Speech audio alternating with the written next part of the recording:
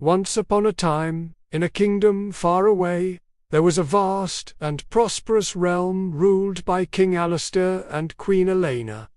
The kingdom of Selfless was a land where peace reigned, and its people were content. But the kingdom's most prized possession was a beautiful golden bird that lived in the palace gardens. This bird was no ordinary creature. Its feathers glistened in the sunlight like molten gold, and it sang melodies that filled the hearts of all who heard it with joy. The bird was said to be a gift from the gods, and its songs brought prosperity and happiness to the kingdom. The golden bird, however, had one mysterious quality. It would only sing for a true prince, someone pure of heart and noble in spirit. But there was a twist. The prince who could hear its song and be chosen by the bird would need to prove his worth in ways that no one had yet been able to. For generations, many princes had tried, but none succeeded. The royal family had one son, Prince Edmund, who was beloved by his people and admired for his bravery and wisdom. But there was a deep sadness in his heart. He had never been able to hear the golden bird's song. Despite all his efforts, he longed for the bird's song, believing it held the key to his future happiness and to his destiny as the future king. One day, a mysterious traveler. The traveler was an old man, cloaked in a tattered robe, and carrying nothing but a staff and a humble bag. He was tired and hungry, and the guards were unsure whether to let him in. However, the young prince, Edmund, eager for the wisdom the traveler might bring, instructed the guards to allow him entry. The old man was led to the royal court, where he was given food and drink.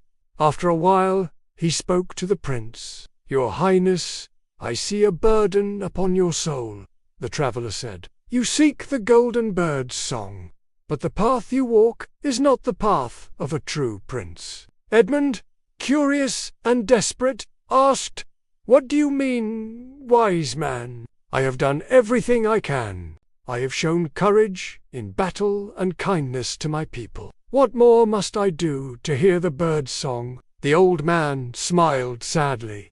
"True princes do not seek glory for themselves. They seek it for others. The golden bird does not choose those who are proud or selfish. It chooses only those whose hearts are pure enough to love the kingdom and all who live within it, no matter the cost." Edmund was confused but determined. "Then, what must I do to prove my worth?"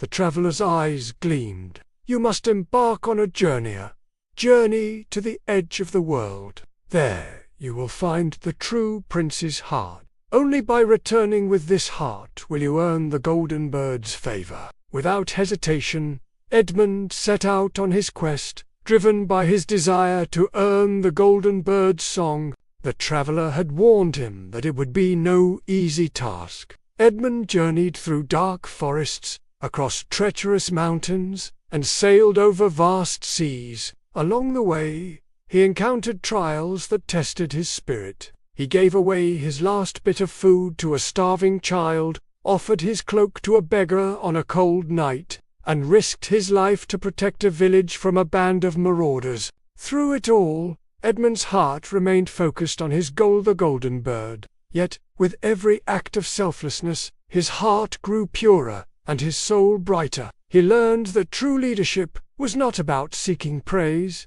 but about serving others without expecting anything in return. At last, after many months, Edmund reached the edge of the world. There, in a hidden valley, he found a stone temple. Inside the temple lay an ancient artifact, an orb of glowing light.